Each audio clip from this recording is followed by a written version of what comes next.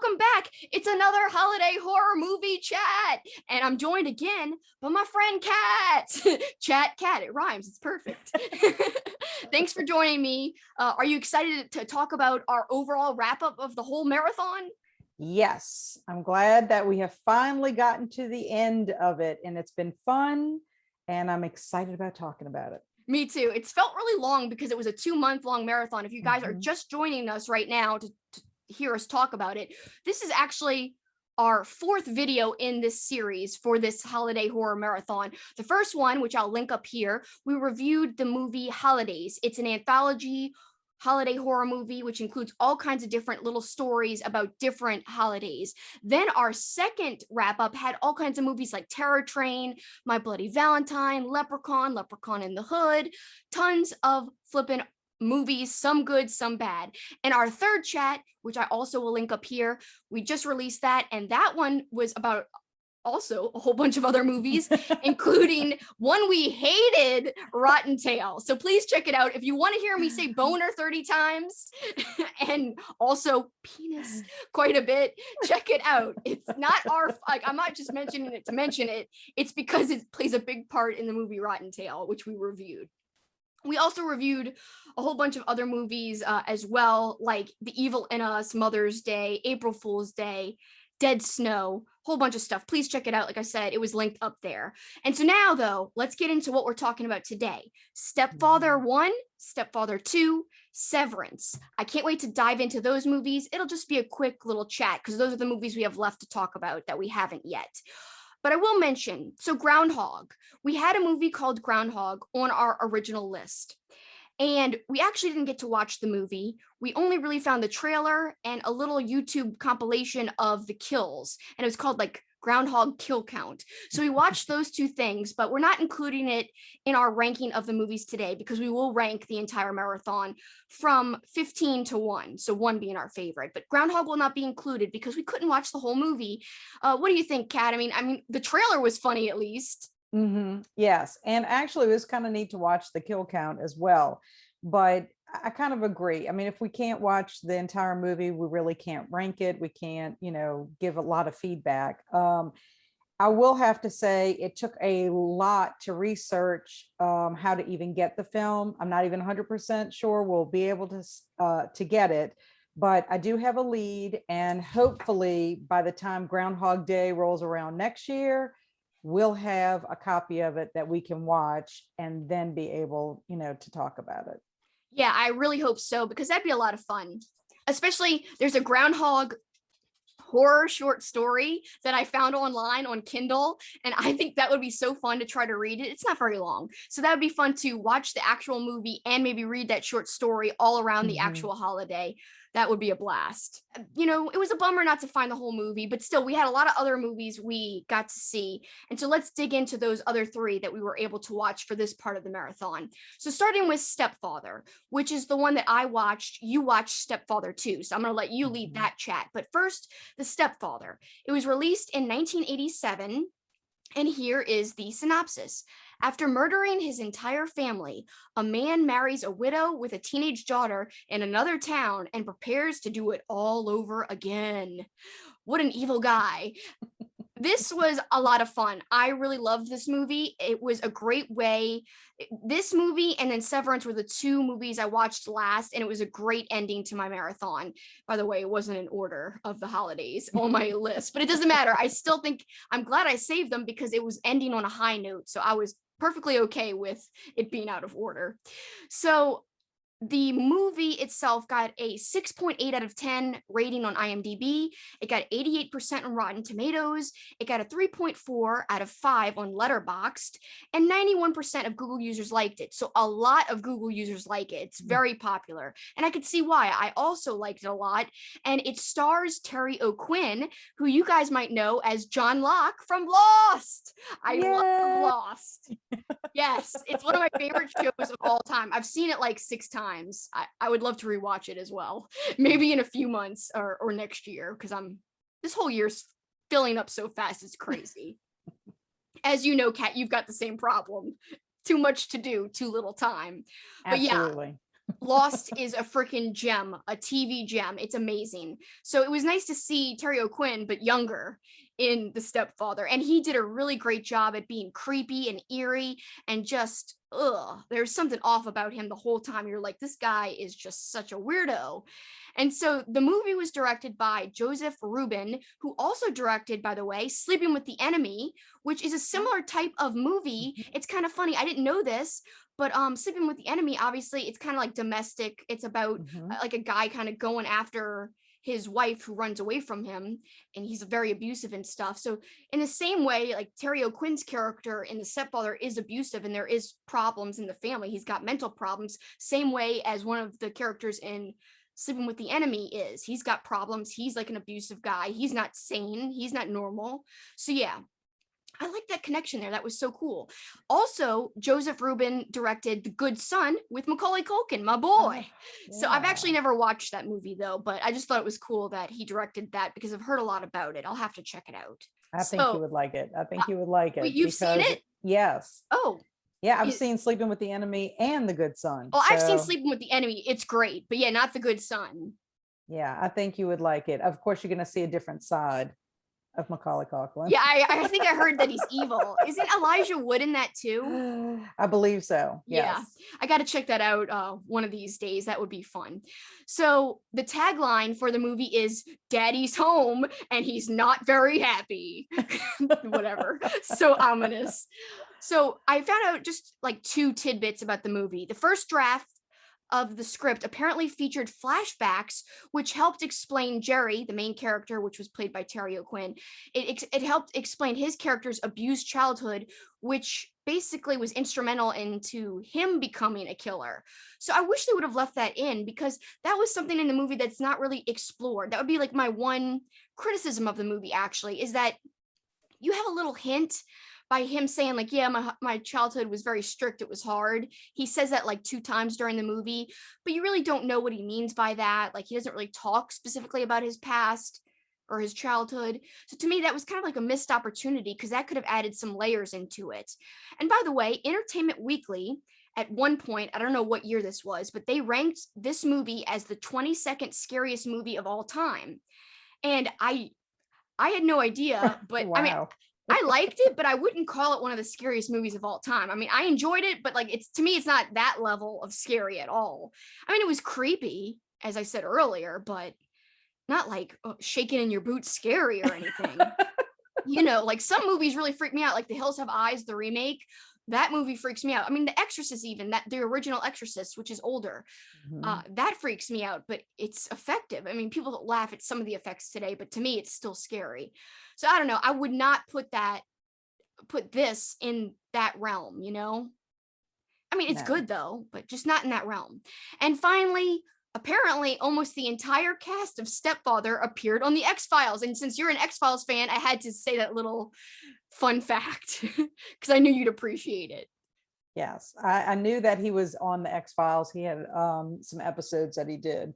So I was like, look at him. So since I watched Stepfather 1, you had already seen it and you decided to watch Stepfather 2. So let's talk about that. What'd you think of the second installation in the franchise? Okay, well, Stepfather 2 was made in 1989, but it was a different director. It was Jeff Burr that directed, and I didn't really see anything else that I recognized that he had done. And basically, Terry O'Quinn's character, Jerry Blake, is in an insane asylum when it starts off, but you actually see footage from the first film. They include it, so you kind of see why he's in the insane asylum. Well, as you may guess, he ends up escaping. No, but yes, it makes sense, or else there wouldn't be a story.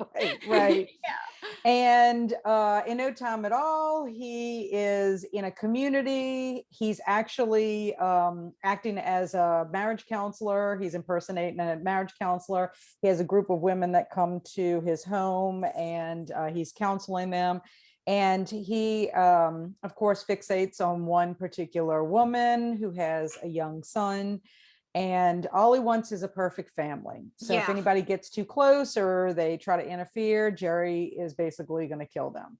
So to me,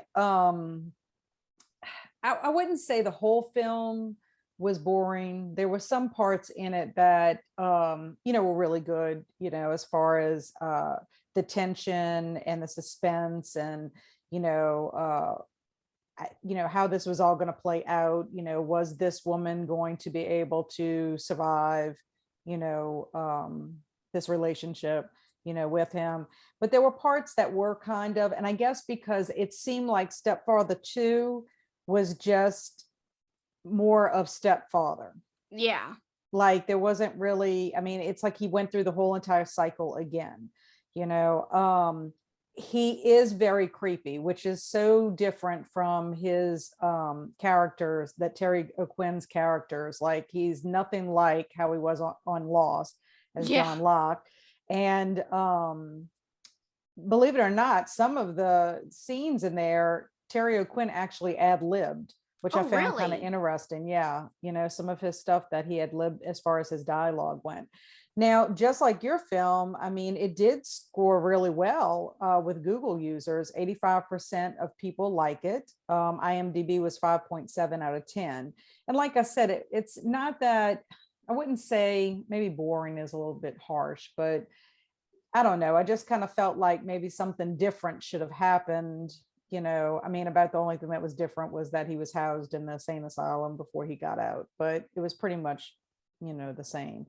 The other thing I just wanted to say, just a little fact about Terry O'Quinn, because you know me, I like all the actor stuff. He didn't even have to audition for Lost, because J.J. Abrams knew him from when he worked with him on Alias, which is another J.J. Oh, Abrams yeah, I love show. Alias. Yes. Well, he was on that, and he did not even have to audition, because J.J. Abrams thought about him as an actor he wanted to offer a part on Lost, which I thought was pretty cool with that. And I mean, he was actually on Lost from 2004 to 2010. He had a very prominent role on that television show.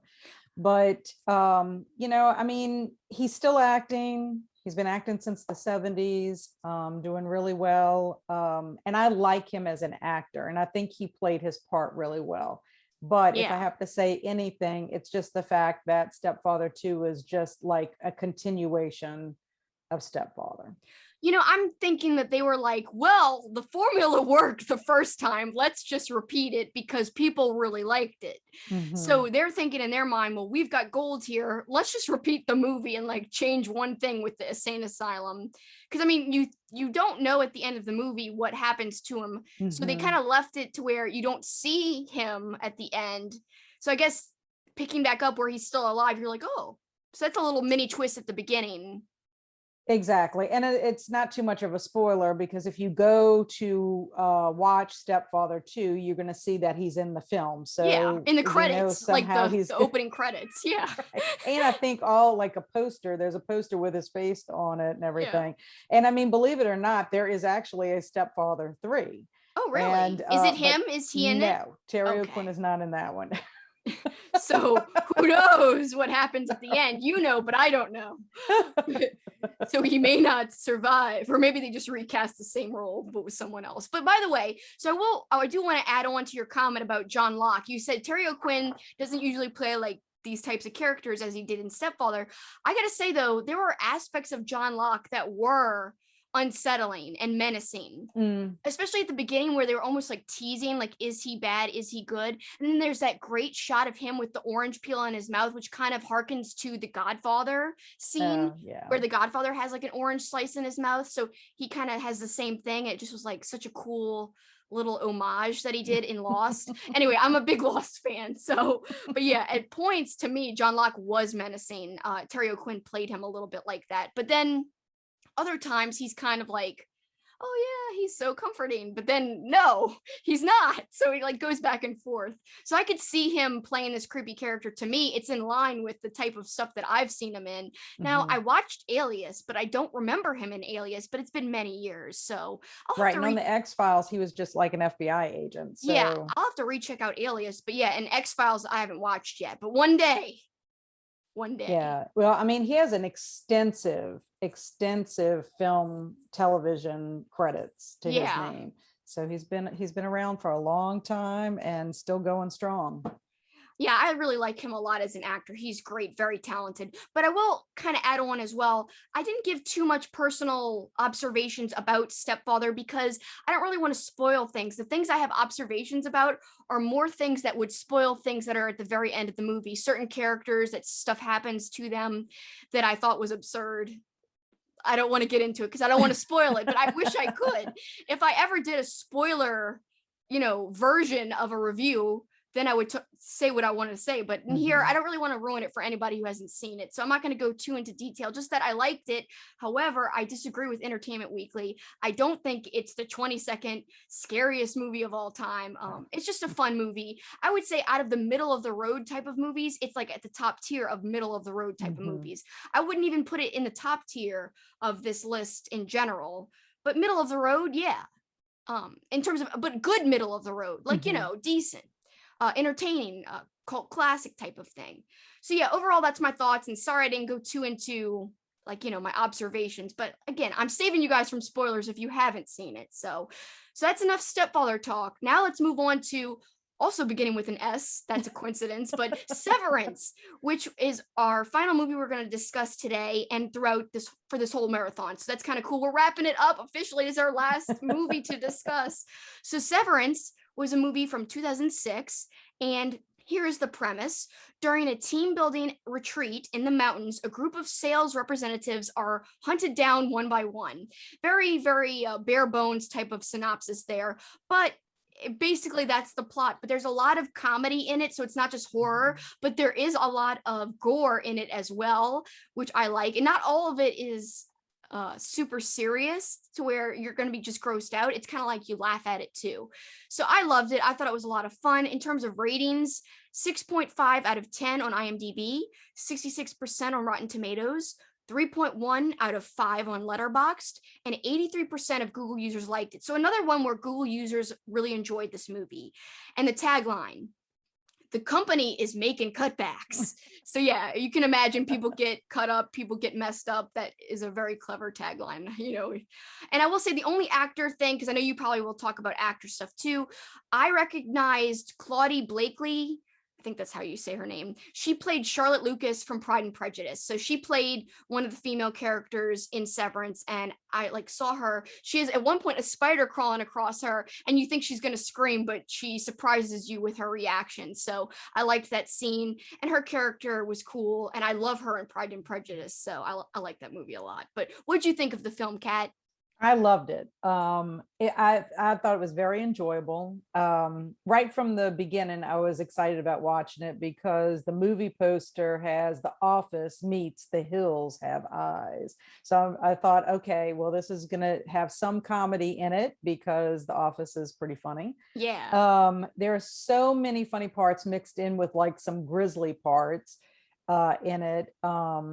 And I think it went really well just from the beginning. I mean, just right out the box all the way up until the end. You know, so many funny parts in it. That's all I can say. I mean, I don't know if we could talk about some of the funny parts. Yeah, I know. I mean, let's just say we're not going to say who, but there's a foot at one point that is not attached to somebody and is trying to be stuffed into a refrigerator. And it's very comedic. You would think it's super disgusting, and it is kind of, but it's also funny. So I liked that as well. I just thought this was such a well executed blend of comedy and horror. Sometimes it just doesn't work when they're trying to mix the two, but this I think was a very successful attempt at the mixing of the two types of genres. So I loved it. It was a really good time, very gory, bloody, but I liked that. I liked that a lot. I thought, oh yeah, it's one of the, and by the way, so we in our last chat where we talked about The Evil in Us and Mother's Day, both of those movies dragged. They were they felt long to me. I kept checking the timestamp. This one, Severance, flew by in comparison. So to me, right away, I knew I liked this one more. I wasn't constantly looking at the timestamp. And at one point, I think I had to pause it to go do something. And I paused it and looked at it, and it said something like 30 minutes had elapsed. And I was like, really? It felt like only 15 had elapsed. So it was moving quicker than some of the other films we watched for this marathon. I agree with you. And I do like the way the film started off. It started off like at one point in time, and you're trying to figure out what the heck is this movie going to be about. And then it switches gears to, present day. And then Right. it kind of like all comes for full circle. And then when you get to the end of it, to the full circle, it's just hilarious as to what's going on, because you see in one aspect of it and you're like, this is so terrible. I feel so sorry for these characters going through this. And then when you go to the end of it, you're like, okay, well, Yeah, it's like surprise. two different perspectives, and it wraps up what you were wondering was going on in the very, very beginning. Like, we're talking about the beginning as in when the credits are going on, like the opening credits. Then this scene is kind of intercut between the credits, and then, like you said, it kind of comes full circle at the end, which I love. That was really just marvelous editing, really well plotted and planned out. I liked that a lot. Whereas some of the other films in our movie marathon, the narrative was all weird and mismatched, and it wasn't in chronological order. It didn't matter that they were kind of doing a flash forward almost and the flashback. It didn't confuse you too much. You didn't spend too much time being like, what the hell is going on? It made sense in terms of it kind of flowed somehow, even though you still didn't know what was going on yet. Well, it caught your attention because it's Yeah. just like so like what's the word? The whole beginning part is just kind of shocking, and you're like, wow. It's like a jump start to the movie. It like starts so quick because everything's going on. Like action is happening right away in that one scene. So already you're like, this movie could be really cool. And it was cool. I liked it a lot. I did too. I really And you enjoyed told it. me that it reminded you of a different movie that we're going to watch in May, but Yes. yes, Do you you want to could say it. say? Yeah, you could say it. Well, it kind of reminds me of Shaun of the Dead. I mean, and I kind of feel like and it also reminds me of Anna and the Apocalypse. Yeah. And so, like I was saying to you, I'm wondering if it's the British comedy, like it's horror, but it's also got the, comedy involved in it. Believe it or not, I didn't recognize any of the actors Oh, in really? this film. Can you believe that? Not one. I mean, I recognized a few, but I didn't look them up because I thought you would have looked them up because I thought you were going to recognize them. But like I said, no. the one I shouted out was the one I recognized the most from Pride and Prejudice. But other than that, I saw familiar faces. I just couldn't place them. Right. Yeah, I mean, people that reminded me either of other people, or maybe I had seen them in another film, but it wasn't like I didn't recognize any of the names. And so I didn't do a deep dive into any of their backgrounds. But I do think the cast, was, picked very well. Yeah. And they got along pretty well, and the chemistry with it. So, I mean, overall, I definitely say thumbs up. Yeah, me too. I really enjoyed it. And I gotta say though, so there's one scene where some guy just cooks something random that's been lying around. Who does that? Who just cooks something where they don't know where it came from? Anyway, that's neither here nor there. You'll see what we're talking about if you watch it, if you haven't seen it. Also, same guy. Obviously, this guy is a little weird. He's jumping on a diving board, like in front of this, I guess you could call a swimming pool filled with leaves. And he's just jumping and jumping. Like they show him jumping on this, like he's just being silly and he's jumping and jumping. And you're like, why is he jumping? What is going on? This makes no sense. This character's so weird. But it works because, I think he's supposed to be painted as uber weird. So it works because then the whole movie, you're like, this guy's kind of like, I don't know, kind of like a moron a little bit. He's kind of strange. No offense to the character, but he's a little off. But yeah, that really added to the character development, in my opinion. I think overall, I really enjoyed it. And so that's my final thoughts on Severance. You have anything to add? No, I mean, I would highly recommend it to anybody that likes dark comedy. Or British humor. British humor. Yeah, I definitely would give it a whirl. Yes, give it a whirl. I love that expression. And like you said, like I feel like, British movies can do the whole mixing of comedy and horror really well. And this one is a great example of that. All right, so now we talked about our last 3 films that we had to discuss. And so that brings us to the ranking, where we're Dun, going to dun, rank everything. Dun, dun, dun, as Kat said. So we're going to go from 15 to 1. I'm going to let Kat go first. But I'm just going to say, before we dive in, we have the same number 15. So Yes. it's not going to spoil anything. Go ahead, Kat. 15. Rottentail. Rottentail! Boners! No, just kidding. Not that it matters. Double thumbs down. If it had a story and boners, it wouldn't have been so bad, but it just had the boners. So in that case, no. Like, if you had a good story, I'd be like, yeah, sure, great, hilarious. But no. Anyway, keep going with your list, Kat. I want to hear your other Okay, rankings. well, 14, Leprechaun in the Hood. We all know how I felt about Leprechaun in the Hood. Yeah. However, it did rank higher than Rottentail. Memorial Day is in 13th place. In 12th place is Stepfather 2. Number 11, The Evil in Us. Number 10, Fat Tuesday. Number 9, Ladrones de Almas, or The Soul Thieves. Number 8, The Happening. Number 7, Mother's Day. Number 6, Severance. Number 5, Holidays. Number 4, Terror Train. 3, April Fool's Day. 2, My Bloody Valentine. And number 1 for me was Abraham Lincoln Vampire Hunter. I knew that was going to be high up there, but I didn't realize it'd be number 1. It is. I absolutely love Abraham Lincoln Vampire Hunter. And I don't know if it's because I love the book so much, and then to see what they could do with it.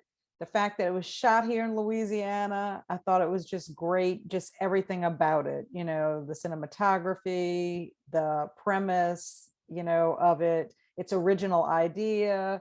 I liked the cast. Yeah. I loved it.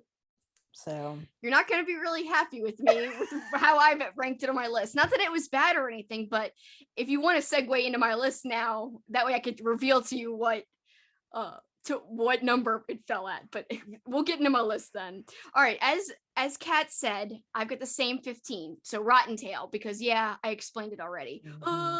It was crazy. And number 14, The Evil in Us. I just thought it could have been so much better. It dragged on. As Kat and I said in our previous review, it went on for like 40 minutes with hardly anything happening. Then when things started to happen, it was like over like that. So to me, that gave it a low ranking. Number 13, Mother's Day. And I just thought it was super slow as well. It was entertaining. It wasn't bad. It wasn't my favorite. And number 12, this is your number 1, Abraham Lincoln Vampire Hunter. And this is going to be crazy. I know. I'm so sorry. And okay, so let me tell you, 11 is Fat Tuesday. And I've got to explain this. Why am I ranking an indie movie, Fat Tuesday, over Abraham Lincoln Vampire Hunter, which was very well made? I'm so sorry, Kat. I just think that Fat Tuesday has stuck with me in a haunting way more than Abraham Lincoln Vampire Hunter. So like I have found myself thinking about, I'm not even exaggerating, I have literally found myself thinking about Fat Tuesday multiple times since we watched it. Just being like, what the hell? Like, what is that girl? Like those friends, the way the characters died. It has stuck with me. So because of that, in terms of horror, that to me is like a super successful horror movie. You know, a super effective one that kind of creeps you out and is like, yeah, makes you think, makes you feel something. Although it wasn't the best executed, I'm not bashing Abraham Lincoln Vampire Hunter. I just think there's a lot of movies I enjoyed, so I couldn't put it higher up on the list. But yeah, Fat Tuesday, it's not that I thought it was better in terms of quality. It's just that in terms of effectiveness about creeping me out, I think it was a little more effective at that. Sorry, Kat. So sorry. Your number 1 is my number 12. And number 11, as I said, Fat Tuesday. Number 10, Stepfather. Number 9, Dead Snow.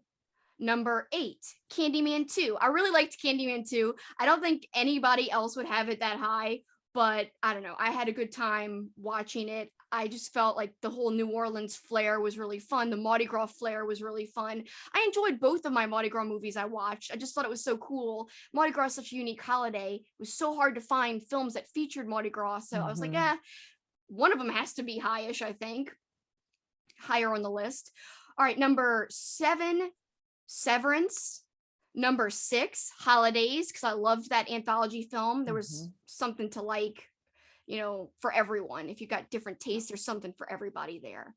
Number 5, April Fool's Day, because it was a classic that I should have watched a long time ago. Number 4, Night of the Lepus, because it was a great, terrible hidden gem. Terrible, wonderful hidden gem.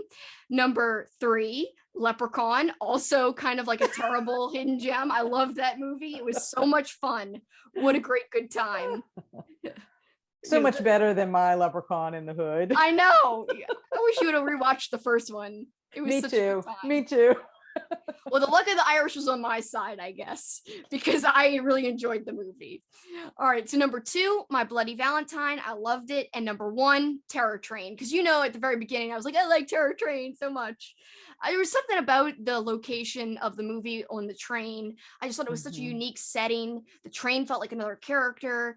The hilarious conductor guy making me mad, always telling Jamie Lee Curtis to calm down and stuff and holding her back, and the crazy yelling. But also there was some really legit creepy stuff in here. It wasn't just all fun and 80s, cheesiness. There was some scary stuff and some really cool shots, like of the killer outside of the train at one point, and where he's positioned outside the train's kind of cool. And there was just a whole bunch of cool stuff in this movie. So that's why I put it as my number 1. So I started off on a high note and I ended on a high note, because my first movie was my first was Holidays, then it was Terror Train, which was like the first real movie that wasn't an anthology. And then the last was Severance. So started and ended positive note. So overall, I was good. the same way. I mean, Abraham Lincoln wasn't my first movie that I had watched, but I mean, I did watch Terror Train. That was my first movie that I had watched. And I mean, it is number 4 on my ranking. It made the top 5. So there you go. It did. It made my top 5. I mean, I'm excited about the fact that we did start on a positive note and we ended on a positive note, because there were some in between that were not, hidden gems. Yeah. Not even bad hidden gems. It was just like a dud kind of, or even the middle of the road ones. Sometimes I'm like, like The Evil in Us, even though we did say to give it a whirl for people who didn't see it, I just think that like it could have been done in a different way to where it was tighter and more exciting overall. So I think if it would have started, if it wouldn't have waited 40 minutes to get to the action, and then the action only lasts about 15 minutes, it would have done a lot better, because the premise of it was good, and it had potential. Let's put it that way. It had potential. I mean, if you didn't have anything else to watch, go ahead, watch. But I don't know. I mean, but I have to say, because of Rottentail had us make different decisions about the rest of our list for this holiday season. Yeah, we should make a note that we had originally planned for more movies than 15. Kat, what did we omit and why? Well, we omitted Hanukkah. Yeah. Because after watching Rottentail and researching it after the fact, we were like, okay, let's just check out these remaining few just to make sure there's nothing in it that is offensive to us. Yeah. And so when we discovered Hanukkah, we didn't want to watch a film where it was going to have naked women in it the entire time. Literally the entire time, because, I will say horror is known for, nudity and sexual stuff. That's fine, especially if it's just contained in a scene, and especially if it's just 1 or 2 scenes. But if it's literally like the entire movie, then I'm like, I don't really want to watch a whole bunch of naked people running around for the entire movie. I'm not a prude. I just do not want to see that for the entire movie, because I think it's really cheap. It's a cheap way, I don't know, to get like people to watch the film, like especially guys to watch the film. I don't know. It just feels cheap. And it's like that becomes the focal point over a story. And so to me, I was like, once I saw that listed, I was like, And then we also omitted Father's Day because it had some crazy content, like some extreme content, apparently. And we're just like, we already had a lot of extreme content with Rottentail. It literally gave us so much extreme content. Like, we've had our fill of the extreme for like a month or 2. Well, and that's the thing. I mean, you want to watch a movie, you want it to be enjoyable. You want to spend your time, your hour and a half, 2 hours enjoying your movie, and not, feel like you're wasting your time because everything's either over the top or it's so offensive. Like, and that is not fun for me. Like, that's not Yeah. enjoyable to me. And I mean, that's one reason, like for Father's Day, I just went ahead and replaced it. Luckily you had, Stepfather too. I mean, you had Stepfather on yours. I replaced Father's Day with Stepfather too. And then the last movie that we cut from our list was Thanksgiving. And it's not so much that we don't want to watch Thanksgiving. We're just going to save it and watch it, during Thanksgiving. Which will be a lot of time. fun. It'll be more Mhm. thematic when we're watching it around the actual holiday. And it'll be something to look forward to because, one, by that point, Halloween will be over and we'll be like, no. And so it'll be a nice gap between the Halloween holiday and Christmas, because we do Christmas and Halloween marathon. So this will be our nice little horror, thrown in there movie in between the two marathons we're doing. Exactly. So something to look forward to. Kind of. Yeah. Because that one seems a little weird too, but it seems funny though at the same time. It seems a little weird, but I don't think it's going to be to the extreme that Father's Day or Hanukkah or Rottentail. Yeah, or Rottentail. I think it's going to be a little less than that, but I'm eager to watch it just to judge it for myself, because I love judging things for myself just to see what it's about. So that's our list, and also the things we omitted from our list. And that was our rankings. So now let's talk quickly about some of the other things we did that were thematic concerning and surrounding our marathon, because we did a few other things, including we might have cooked something thematic, we might have read something thematic. So you take it away first, Kat. Did you do anything extra?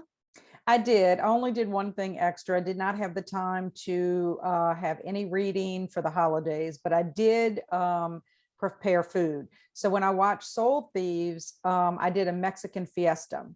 And we made tacos, bacon ranch taquitos. We had the queso, the white queso with some beef, and we had chips with it. The only thing that was missing was a margarita, but oh man, you missed out on that. I missed out on the margarita. But my mouth is watering from what you just described. I'm like, I'm hungry now. I had Mexican last night, but I want it again now after you just described that. So I just thought that was perfect. It was easy to fix and, went along with my Mexican horror movie. So how about you, Kelsi? What did you do? So I had two holidays that I did thematic things around. One was St. Patty's Day, which not only did I watch Leprechaun on St. Patty's Day, which was so much fun, and Paul, my boyfriend, watched it with me, luckily, and we just laughed. We laughed so hard at some parts. And I do want to preface this by saying I'm not a smoker. I do have a flavored cigar once a month, which is not very often at all. And it's just when we're drinking once a month, maybe sometimes even once every 2 months. So I had bought flavored cigars that were Irish cream flavored cigars. So we watched Leprechaun outside on our patio while smoking cigars. And both of ours were Irish themed cigars. He had an Irish whiskey dipped cigar. I had the Irish cream cigar, so mine wasn't very good. Anyway, it did not have a lot of flavor, but so we did that, and we watched 2 live stream concerts that are Celtic punk bands. So one is the Dropkick Murphys. We watched a live stream show from them, and Flogging Molly, which was a great concert that night. And because they're Celtic punk bands from Ireland, they also really love St. Patty's Day. So to them, it's a big deal. And for me and Paul, it was a big deal. We also made 2 dishes to go along with the festivities that day. I made Irish soda bread, which really isn't a true bread in that you don't need yeast. It's a very easy, very, very simple bread. I mean, you could barely even call it a true bread, but super fast and quick. That was really good. It turned out better than I thought it would. It actually had some hints of flavor, which came from some orange peel. So it had a slight orangey taste. And it also had some other stuff in it. It was really good. And then also we made corned beef and cabbage, which is an Irish dish that a lot of people have sometimes. It's a traditional Irish dish. And it came out pretty good, I gotta say. It was all delicious. We did that in a slow cooker. So that was one of our thematic days. And then the other holiday I did thematic stuff for was Easter. And I will say I spread it out. So I didn't make anything, but I ate a lot of Easter candy, including Peeps. And this is like my 5th package of Peeps, so I've saved this one just for our chat. I think I will eat this after our chat is over. I have been saving it just to hold it up on camera. But That's great. yeah, some people hate Peeps, by the way. I don't know if you know this. Do you like Peeps? I do not like Peeps. You're probably the only No. you're probably the only person I know that eats them. No. I didn't really start liking these till like a couple of years ago, and now I'm obsessed. And they're not that high in calories. If you have this whole pack, it's only 140 calories. Not so Only. bad. How much is the sugar? How much added sugar is in that? Oh my, like, yo, you're gonna make me look at the nutrition. Uh, let's see. Hold on. Total carbs, 34 grams. Oh, Total sugars, 30 grams. for the whole including, pack? Yeah. Yes. 5 Peeps, yeah. 30 grams added sugars, 60% daily value in one little pack. So and for me, it's actually more because I have, like, that's based on a 2,000 calorie diet. Mine's actually less. People, it's different. It's based on like age and height and sex and all that.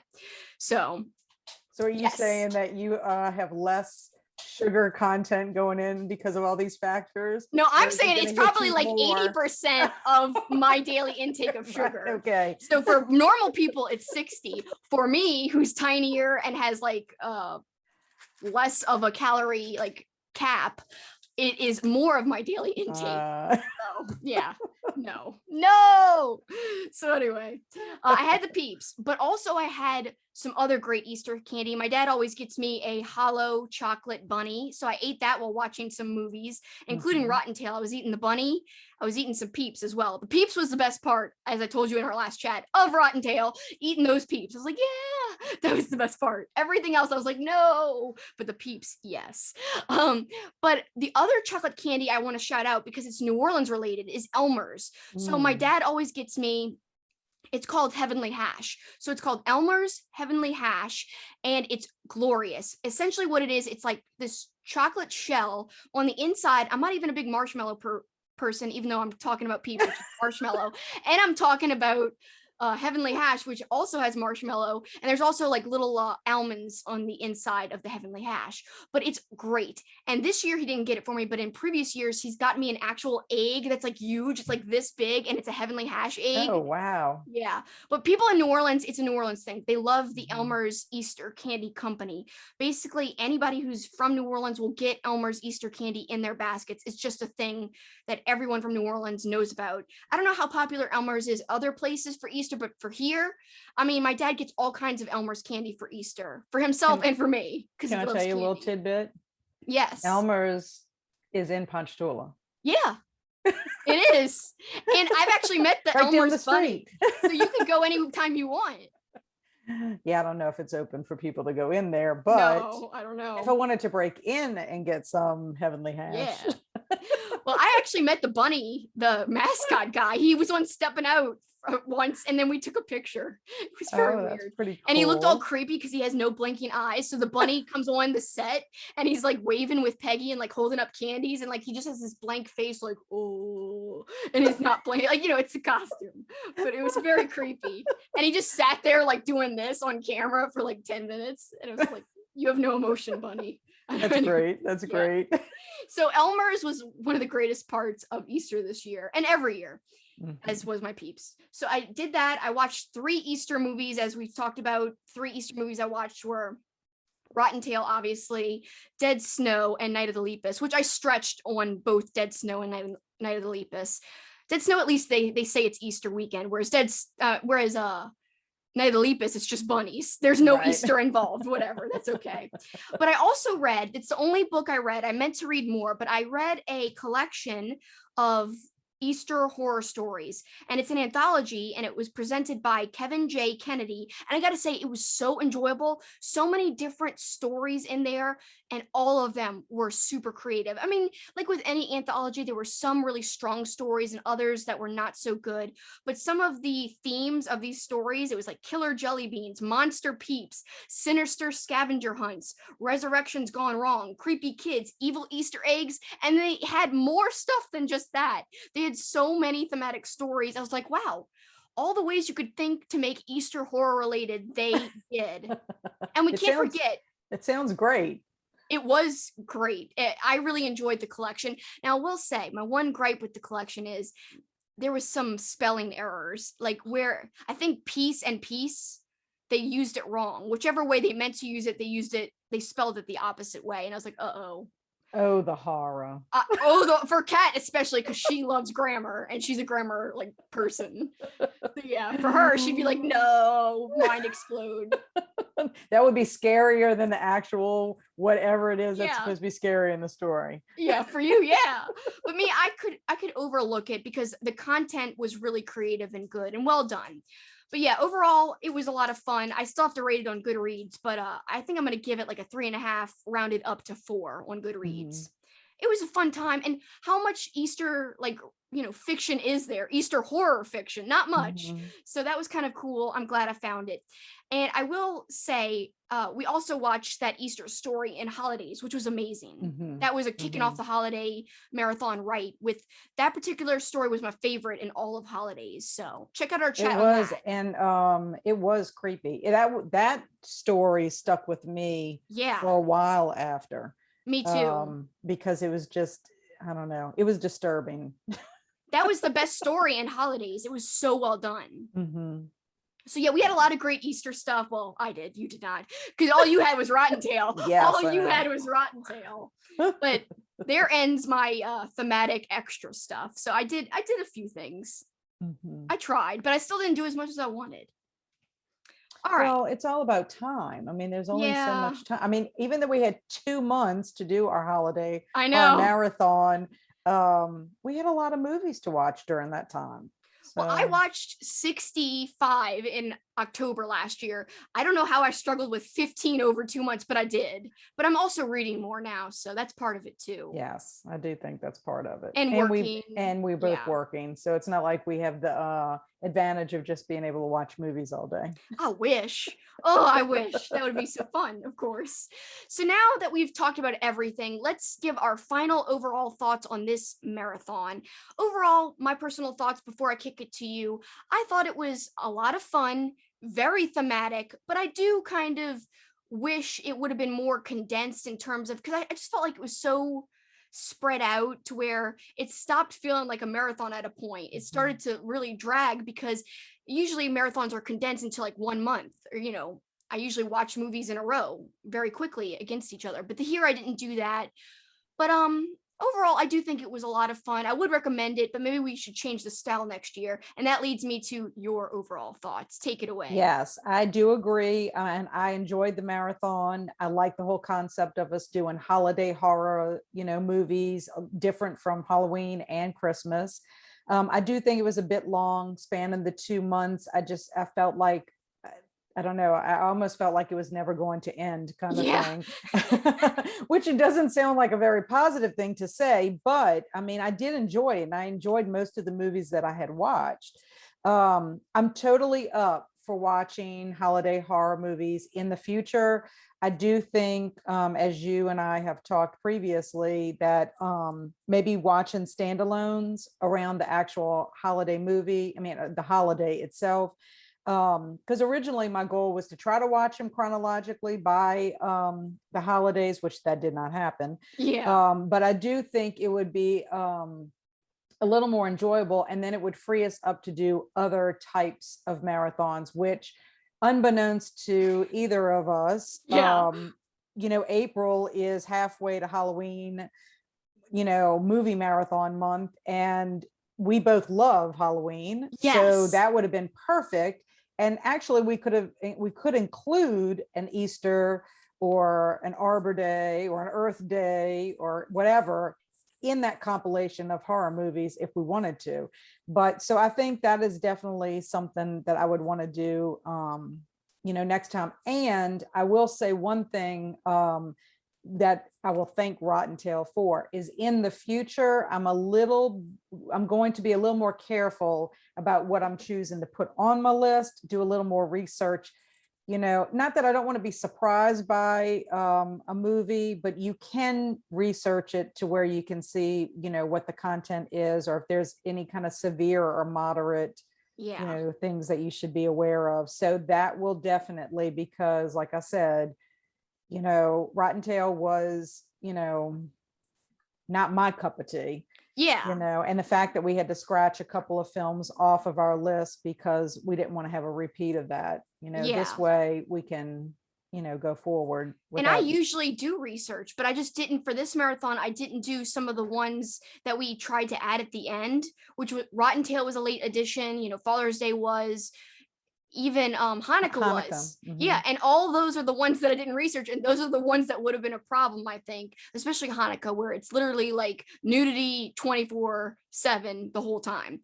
So to me, you know, I'm glad we scratched them because overall it let me end on a high note instead of maybe ending on another Rottentail note. But even Rottentail, I think, although you know, we've talked about this. It was still funny to talk about with you. So in Mhm. that way, it was worth it. But I see what you mean about not wanting to repeat stuff that's like kind of over the top. But the whole thing is, I wouldn't have known if it had no redeeming qualities or not by the parental guide on IMDb.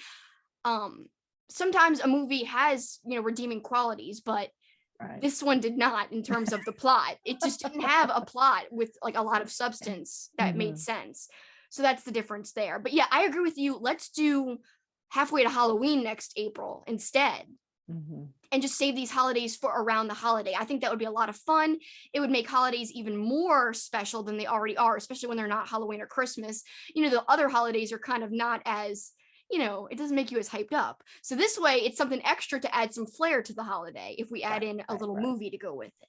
Mhm. I So, agree. yeah, overall fun though. And thank you as always for doing this with me. It's been so fun. But before we wrap up quickly, we're doing another marathon and we're doing it in May. Surprise. Yeah. Dun dun dun. Or maybe just duh, because we're doing marathons all the time now. So this month in May, we are doing our zombie awareness marathon for Zombie Awareness Month. And I'm very excited about it because I'm not usually a zombie person, but Kat has now gotten me into zombies more. And so Mhm. now I'm going to immerse myself even further by doing this whole marathon with Kat. And I'm excited. Kat, what are you excited about for this marathon? Oh, I'm excited. I'm excited about Zombie Awareness Month in general because I adore zombies. Um, and I have a slew of things that I am planning on doing. I'm hoping I'm going to accomplish all of it. I have not done a zombie fun list since 2012. So I'm really looking forward to doing this. I have lots of movies. Some movies that I'm going to be doing are Slither, Scout's Guide to the Zombie Apocalypse, Hashtag Alive, KL Zombie, Ravenous, and Army of the Dead with Dave Bautista. It's actually going to release on Netflix on May the 21st, and it's directed by Zack Snyder. So I'm really super excited about seeing that one. Which ones do you have, Kelsi? Because I know you're See, doing movies too. I'm tempted to do the Dave Batista one, but I'm I think you trying to should add it. stick. I think you should add it. I'm trying to stick with the six because I'm doing six films. Kat is doing more, but I was basing mine off of the length of the word zombies. So, but now I'm like tempted. It's like, come on, like, what am I doing? But anyway, we'll see, Kat. Maybe I'll add it. I'm gonna think about it because if you guys who are watching, a lot of you guys might be wrestling fans. 'Cause I used to talk about wrestling on my YouTube channel, and Dave Batista, obviously, Batista was a wrestler, so that's another reason why I'm extra tempted to watch it. I love Batista. I think he's the best wrestler turned actor out there, and yes, I'm including him in that The Rock in this conversation. I think he's 1,000 times better of an actor than The Rock. No offense to anyone who likes The Rock. The Rock's funny, but in terms of being able to do dramatic stuff too, Batista's Mhm, great at that. He can be hilarious, but also be serious and have like an emotional side too. And I mhm. think that's rare for a wrestler turned actor. So anyway, we'll see, Kat. You're tempting me right here. But the movies that I already have planned that I'm watching by myself are Dawn of the Dead, which hello, I've never seen it, which is insane. Incredible. I know. I'm excited because it's a movie I need to see. I cannot believe I haven't seen it right now. And then I also added a movie I saw last year. I almost added it to my Halloween marathon. It's called Yummy. And that seems like a lot of fun. Then we've got more movies that you and I are both watching, and those will include Shaun of the Dead, which also I have not seen. We kind of teased that earlier. Kat loves that movie. Love, love, love, love, love. Is it like one of your favorite movies, you think? Yes, Yeah, yes, I'm definitely. excited. And we might even do a standalone chat just about Shaun of the Dead, guys. So stay tuned for that. The other movies we'll be watching that we all have in common are The Girl with All the Gifts. And I do want to point out, I actually read the book, which I'll be talking about in our chat a little bit, because I can't wait to compare and contrast it with the film, which is on Netflix. Also, I'm going to be watching with Kat I Am Legend, and I've already seen it. Have you already seen it? I've already seen it, but I wanted to rewatch it. I love it. I love that movie too. It's actually a remake too. There was another one Yes. that was made years ago. Is it the Omega Man? I can't remember, but you've told me about this before, I think. And you were watching the version I Am Legend with Will Smith, but I love that movie, so I'm glad to rewatch it. It's been years since I've seen it, so I'm excited about that. I've not read the book, which I should, because I hear the book's fantastic. And then finally, we're both watching Little Monsters, which looks glorious with that wonderful actress. It's probably going to be great. Yes, I'm looking forward to that as well. My fun list also includes some television shows that I'm going to watch. I mean, I do watch all things Walking Dead, and currently I'm watching Fear the Walking Dead right now. I want to check out some iZombie. It always seemed like a fun TV show to watch, but I never did watch it when it came out.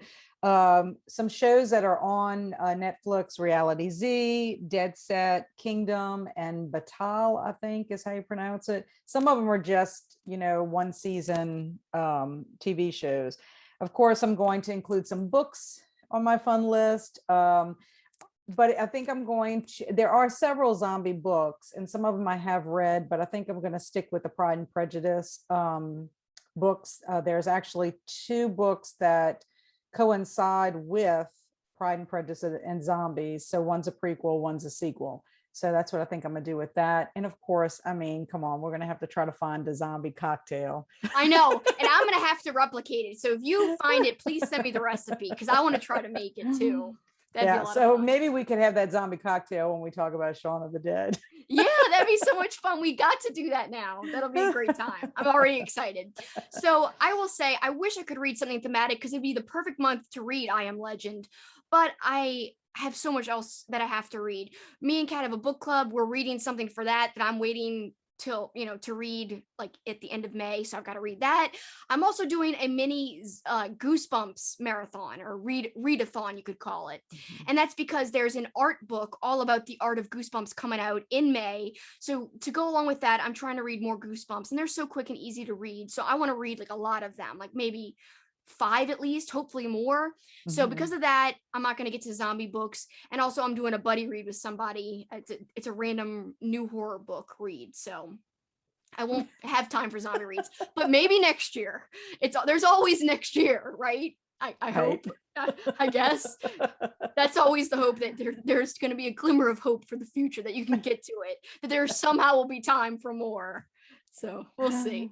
But I'm really excited about it. But for this, we're done our holiday horror marathon. And I'm also very happy about that too, that we finished it. We did it, Kat. Thank you so much. I know. I loved it. I'm so glad that we decided to do it. Me too. You're always so much fun, and I'm loving these marathons that we're doing together. It's a blast, and I hope people have been enjoying our chats, because we put a lot of research and time into it. So if you've watched this and watched some of our other chats as well, we really thank you. We appreciate you. Please check the description below, in the depths of YouTube, the depths below. Check it for the link to Kat's blog, and please follow her blog, because it's great stuff there. And not only does she talk about all kinds of good stuff, books, and just, life, but she also talks about these marathons sometimes. So that's great too. And if you want to check and see what I'm doing for Zombie Awareness Month, I will be periodically posting. Yep. And I'm thinking about doing a giveaway, some kind of a little giveaway. I haven't decided exactly what yet, but I think that's what I'm going to do through my blog. So check me out. Yes, check her out. And her writing is top notch.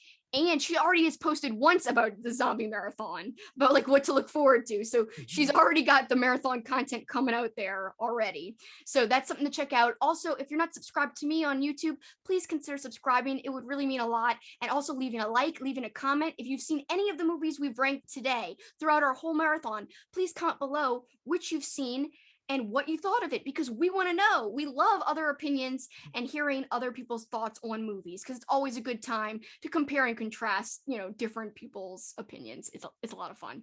Anyway, thanks guys for sticking with us, And also, if you just end up subscribing, please hit that bell so you get notified whenever I release a new video. But for today, that's it for us. That's our whole entire holiday horror marathon discussion. Thanks for sticking with us, guys. And thanks, Kat. Bye. Thank you. Bye.